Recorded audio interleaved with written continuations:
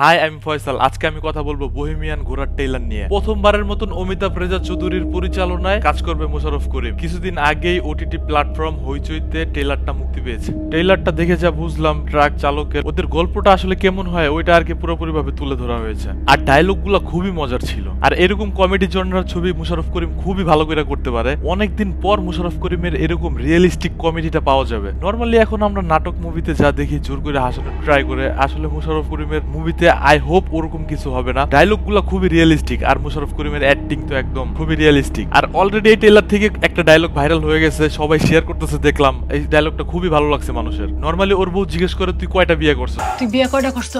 4টা। আমি কয় নাম্বার? 6 নম্বর।